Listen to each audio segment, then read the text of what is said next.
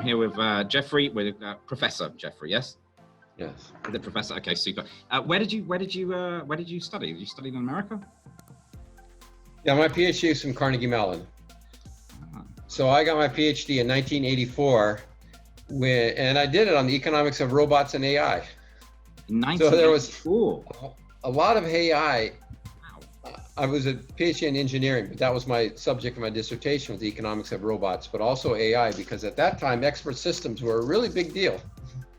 People thought vision recognition, expert systems, people thought this was going to take off. People thought robots were going to be so widely used by 2000. And so I'm always amazed when I see these news articles about robots doing something that back in 1984, I thought they'd be doing by 1990. Why are you amazed? So I was introduced to the hype of AI at very early age.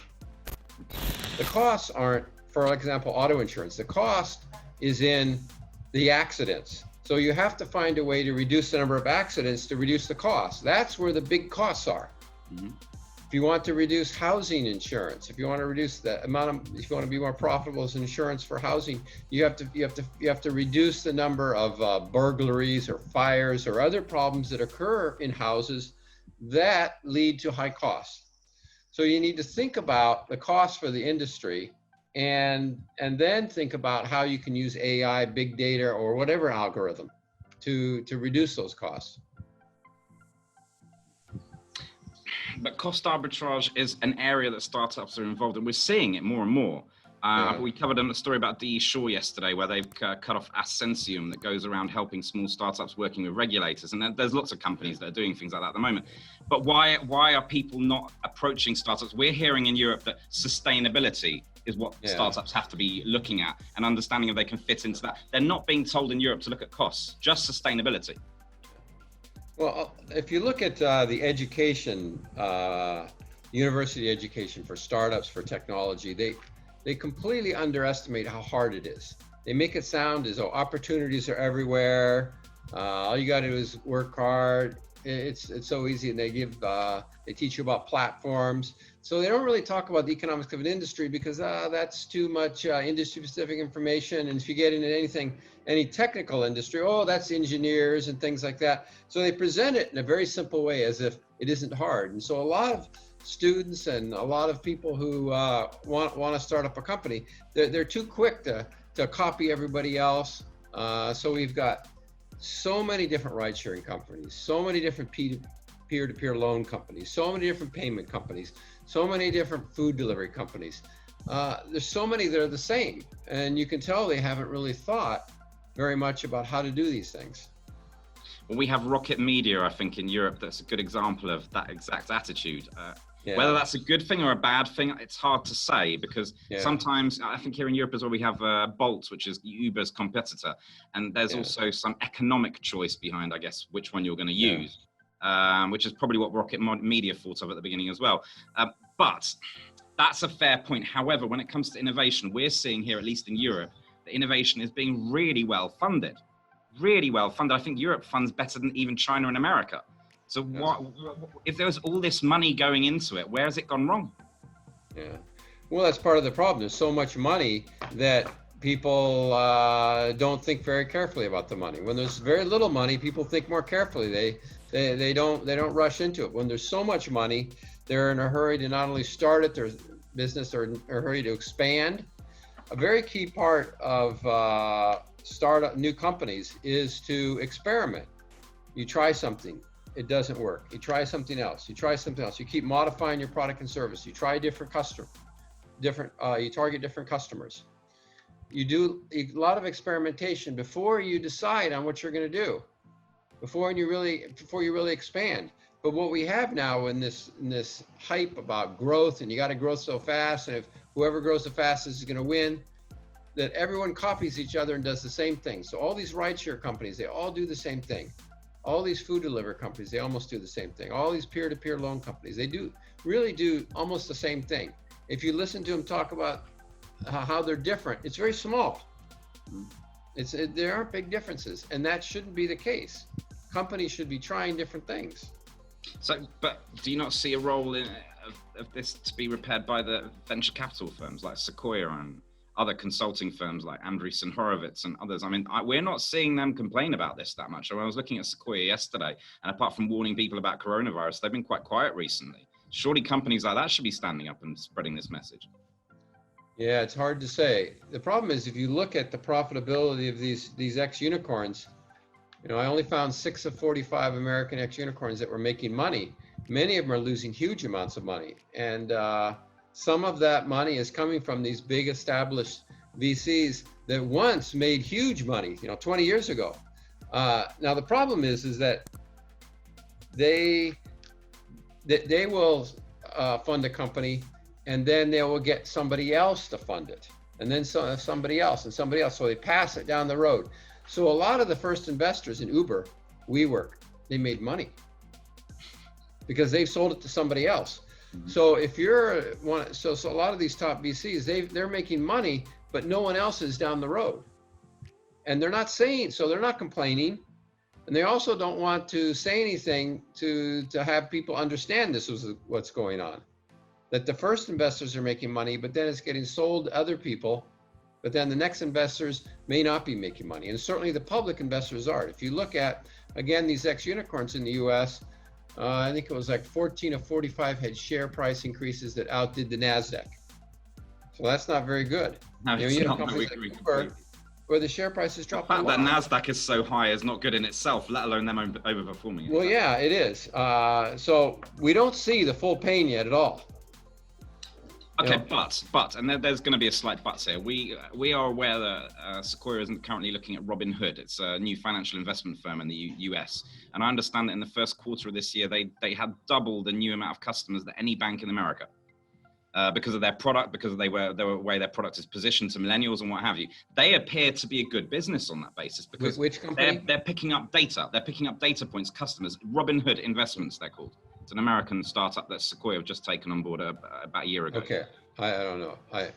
Have a look at it. There's been quite a lot of press releases about it the last few days, and this is the point though. So we look at companies like that. We look at Sequoia and we see, okay, companies that have gone into the market, they've picked up customers that retail banks can't pick up because of their service offering, because of the UX and what have you. Therefore, their share price or their value has probably gone up. Now, how much of that is Sequoia's involvement? How much of that is the intuitive product itself? Yeah. But the fact remains that how many customers you have does seem to define the value of your product. Yeah. And nobody's come in and said that that's not true or that's wrong. And all the banks we're speaking to as well are saying, we want 50 million customers, or we want to grow our customers to 100 million. This is a lot of the conversations we're having. The numbers are not related to finances, they're related to data. Yeah. Well, a lot of these VCs have a lot of money. They call it dry powder. They have so much funding that and they have to somehow give it out. And so they have to find somebody to give it to. And the last 5 years is it's a record amount of VC funding in the last 5 years. And the thing is that they still have all this dry powder left, all this extra funding left that they haven't used yet. So despite the fact that they have provided more funding in the US for startups over the last 5 years than any other 5-year period in history, far more than the dot-com bubble, they have all this dry powder left. So in other words, they have gotten so much money from individual investors, institutions. So a lot of these, like California CalPERS, they've invested tons of money in VCs, like more than 10%. In the past, they never would have done that. They never take these risks. Now they have. So there's an incredible amount of money floating around that has to go someplace. And there is. Well, this is exactly the question. I think the problem isn't that in Europe we're hearing that a startup gets to a certain level and goes to America. So if you're an American VC, you're getting the European startups as well. Yeah, there's no question. Yeah. They're all going to America. You get to a certain size in Europe, and you got 10 people. Oh well, we better go to America because there's no VCs here. Now Brexit hasn't helped, all of that, but let's not go into detail. So you're getting all of the European potential unicorns as well going to America. Then there's all the banks as well that want to get involved in startups and have their innovation circles and what have you. So the money is there, but the appetite isn't there from what you're saying. the appetite, the business, the education level, the understanding. But surely if everybody went to Stanford and San Francisco is where it all happens, shouldn't that also mean that, and that back to my point about Sequoia, that San Francisco and Stanford should potentially be talking about this? We're not seeing that. Talking about what? About the change in mindset, in understanding how to grow a startup and what to do in a startup and how the modern market is changing. If there's so much funding, and everybody who goes to San Francisco, it's like the Golden Trail now. Yeah, it's like the Wild West. You know, you go and you look for the gold in the river and what have you. A lot of people go to San Francisco from the same perspective. Yeah, so they must be getting there. And then I guess it's just all the software developers on their really expensive buses and all the homeless people. Maybe there's a problem in the ecosystem in San Francisco. Maybe 5 years ago, something happened there that stopped leading the world. Maybe Houston, so Austin and Texas started taking over a little bit of the market. Seattle have taken over a little bit of the market. Maybe the fact that it's been diluted hasn't helped. So you're asking about what is the source of the problem that's leading? Yeah, what is the source of the problem? And you know, if San Francisco is where the situation started, because Intel started in San Francisco, Cisco, all these companies, really, they started in San Francisco. It does seem to be the proverbial homeland of the concept of startup, doesn't it? Well, I think there's two ways to look at it. One is that there's been a change in the VC mindset. So there's been a change from this, from an old mindset, a more conservative, let's make profits early, let's experiment, let's find the right customers, let's find the right product and service, to this, let's just grow like crazy. And that's come a lot from business schools promoting this. And the second problem is that there's none of these breakthrough technologies. So in the past, you had semiconductors, you had personal computers, you had networking equipment, you had magnetic storage, you had the growth of the internet. All of these things, these technologies were so much better than the old technologies that it meant that it was easy to make money. You know, someone was going to make money. You know, it was hard to say who was going to make money, but somebody was, because their technology, the new technology, was so much better than the old one. So for example, e-commerce is so much better than the old way of going to the store. You don't need the store anymore. People don't have to go to the store. So there's this huge value creation for the user. And that value created for the user gets to be shared by, you know, the user, Amazon, and so on. And so that doesn't exist now. The value created, these ride-sharing services just don't provide the value. They're not more productive. They don't deliver more people to places per people miles than taxi services do. So there's less value to capture, because there's less value that's created. So there's a few of these technologies that seem to be working. It seems that payments, there seems to be Ant Financial and Square. There's some of these companies that make money transfer wise. And I think maybe plant-based meat. I think Beyond Meat had very small losses last year. And in that case, in this industry, you actually do get reductions in costs as you scale up, because you get lower manufacturing costs. But you see, when Uber expands around the world, the costs don't really go down. You still have got the same cars, you still got the same roads. You're not getting that benefit. So these two big problems I see. One is that there's none of these breakthrough technologies that enable these huge productivity gains. So there's all this value being created that can be captured by the startups. And the second is there's this change in attitude by startups and by VCs, where they're so obsessed with growing at any cost.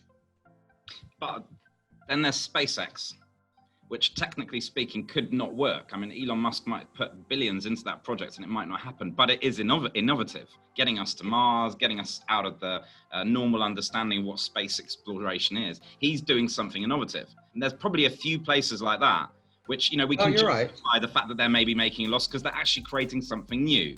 Yeah. So maybe we're talking about two polar ends here. Yeah, one is sustainable startups that actually make money off of existing ideas, and then there's risk takers like SpaceX and others, and then there's this massive 98% of all what's left over, which is the Bolts and the Ubers and the WeWorks and what have you. And you're really looking at the two fringe areas now, yeah? Well, it looks as though Tesla is going to be successful over a very long number of years. Now, I don't think they're worth what their stock is way overvalued, but nevertheless, he has done well. He's done better than all of those incumbent automakers, and I have to admit that I'm a bit surprised. I did not expect him to do so well. But a lot of his other ideas, I don't think are working last year as well. when the media was destroying him a little bit. I think the whole world kind of thought, Elon Musk's days are numbered. And when he was on TV with Josh Rogan, and they were smoking together and what have you, he wasn't doing himself any favors. And I think we all expected his share price to stay low. And then all of a sudden it took us by surprise. I think the whole world was taken by surprise. You're right. Well, he says a lot of things he shouldn't say, but this is very common to very smart, famous people. So the inventor of the transistor was also into eugenics. So, but he was a brilliant man. Then there was another Nobel laureate in chemistry who was into taking huge amounts of vitamin C, which has never been proved. But his contribution for which he won the Nobel Prize was great work. So there's lots of people like this. They have lots of crazy ideas, and it just so happens that one works out. Hey, that's great. If you have one idea that works out big time, we forgive you for all those other bad ideas, and we forgive you for saying a lot of stupid things like Elon Musk says. Or at least I forgive him. I know a lot of people don't like him, but I respect him for being successful, even though he says a lot of stupid things. Yeah. We covered a piece a couple of weeks ago, and I think it was David Shaw, his son mastered a Rubik's Cube in a month. And he was being interviewed about it in the paper, and the paper said to him, so what about computers? And he's like, oh yeah, we've managed to get a computer to do a Rubik's Cube as well. It took the equivalent of 8 million hours for the computer to work it out. So we're quite a way away. I mean, my son did it in a month, and the computer 8 million hours. So this for him was the problem we have today is computing is good, but it's still extremely long processes to get to the end game. Yeah. And that probably leads us on to quantum computing. I take it you're not that enamored by the concept of quantum computing, because from our perspective, we're thinking that quantum computing is going to revolutionize things, probably more than people are aware of. Well, it could. I actually don't have a strong opinion on it because I don't think that anyone really knows. I've read some very negative forecasts by experts, but I've also read positive forecasts. And I posted an article recently that was about that basically said, well, it's going to take a number of years, but most of the experts think that we're going to find a good application for which quantum computing is very successful in the next 5 years. So I think it probably will grow. It's just not going to happen in a small number of years. Remember, people have been talking about D-Wave for more than 5 years. Yeah, I agree. I mean, from our perspective, quantum computing opens up a lot more avenues as well, because there's cybersecurity problems with it. So apparently a quantum computer will be able to break blockchain and be able to pull out every single Bitcoin owner's address within 5 seconds. That's the beauty of the product. Now, when that happens, the repercussions on the global economy could be another internet revolution. We are actually looking at it from that perspective here. I don't know if you share that. Well, I'm not sure blockchain has been that successful. That's another technology that's been around since 2008, and I think the market size is in less than 10 billion still. It's a very small market, and there's been a lot more attention on what China's doing, and so yeah, it might grow there, but all in all, after 12 years and it's hardly grown, it's kind of hard to get excited about it because it's not as if it gets better. I'm trying to figure out how it gets better. You see, my perspective for technologies is you have to show me a time series for which some measure of performance or cost is getting better for that technology. That's what happened with Moore's Law. That's what happened with integrated circuits, microprocessors, lasers, LEDs. There was measures of performance that got better over time, very rapidly, 30, 40% a year over decades. So that's what I look for in a technology. I look for, okay, is there some kind of improvements over time that are consistent that suggest that this technology is going to get a lot better in 10 years, so much better that it's going to be able to provide huge amount of benefits in 10 years. And I don't see that in blockchain. I've never seen a time series. I've never seen anybody talk about how it gets better. Do you come across Shenzhen at all in your research, or? Well, only that it's has a big stock market, one of the biggest stock markets in China. But yeah, I realized that a lot of that whole area, Guangzhou, Shenzhen, is where a lot of these startups are. Yeah. But I actually don't follow China that closely. Okay. I think that a lot of the U.S.-China competition in AI is overblown, because I think AI is not going to be as big as so many people think. I mean, that's again an area where I look at all of the high expectations that were created, 5-7 years ago about Watson for healthcare and AI for driverless vehicles. It hasn't worked out. AI is still in this, it's a very small number of industries where it's successful. And most of those industries are hidden inside Google. So we don't really know how much AI Google uses, because it doesn't separate out its AI revenues from other revenues. So we just know that, okay, yeah, AI is probably used to make recommendations and to dole out the news and to do some of these other things, but we don't really know how much. But what we do know is that AI has not made any impact in healthcare, in other industries, healthcare and driverless vehicles, and a lot of these other applications that are harder and that are more important. I find that AI has taken off a little bit in banking, because when it comes to algorithms being used in prop trading, banking, AI seems to be a big topic there. Yeah. And if you look at image recognition and you look at the improvements in accuracy, they're not very rapid. They're stuck under 90%. And in addition, it appears that a lot of those increases are coming from increases in computational capacity. So if you look at the size of the computers that they're using to do this training on AI, they really increased the size of the computers in the last couple of years. It's huge increases. So we've got small increases in the accuracy of these image recognition systems, and a lot of it appears to be coming from these increases in computational capacity. You see, for a lot of these image recognition applications, 85% isn't good enough. You need 95, 99, 99.9, 99.99, because you can't have errors. That will lead to accidents, but it will also lead to a lot of angry people when they, if let's say someone was having to use an image recognition system for identity purposes, and they were doing it 100 times a day, and every day 2 or 3 times they were declined. That wouldn't be acceptable. A lot of these applications, you really need 99% or higher. So when I look at this time series data, just the way they present the data, I can tell that we're not going to get there, because the way you present the data is not showing it going up to 80 to 85. No, it's you show the negative, the 10%, the 1%, the 0.1%, the 0.01%. That's what happens with Moore's Law. That's what happened with these electronic technologies, LEDs, lasers, etc., where you were getting, every few years, you were getting 10 times increase.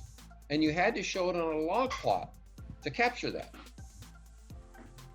You did, but let's just go back to NASDAQ for 1 minute, because I think that when you're talking about AI, we're also talking about market sentiment and how AI grips that and works with it. And maybe I can just brief you on Robinhood. One of the reasons why Robinhood is such a big phenomenon is because in America, all of these small people, who normally went betting and what have you, they're all starting to invest. And there's a lot of theories in America that because of all these little people, doing $10 here, $100 there, the markets are increasing. And actually, Robinhood has been flouted as one of the main reasons for that to happen, because that's a platform that's giving people the opportunity to invest, which creates market sentiment that the AI systems within the banks are picking up, rolling out, increasing the share value. Vicious circle. Yeah, I don't doubt that we will see increasing use of AI in these kinds of virtual applications. Not just the news and the advertising, but also finance and banking and things. It works much better because it's all numbers. There's no physical world. But the real benefits of AI will only come when it gets out of those industries. It's got to get into driverless vehicles, medical care, agriculture. It has to do other things for us. Maybe helping us with our mental health problems during lockdown. Yeah. I'm still waiting for virtual robots to greet me in the morning rather than Alexa. Alexa's getting a little bit, outdated now, apart from anything else. But Jeffrey, listen, I'm gonna cap it there because I think that was a really good run. Generally, it was good to have your thoughts. I would like to come back to you in the future because I do think that, with you being in Singapore, closer to China than we are really. I mean, China probably affects you far more on a daily basis than it does us here in Europe, which probably gives you a very unique perspective.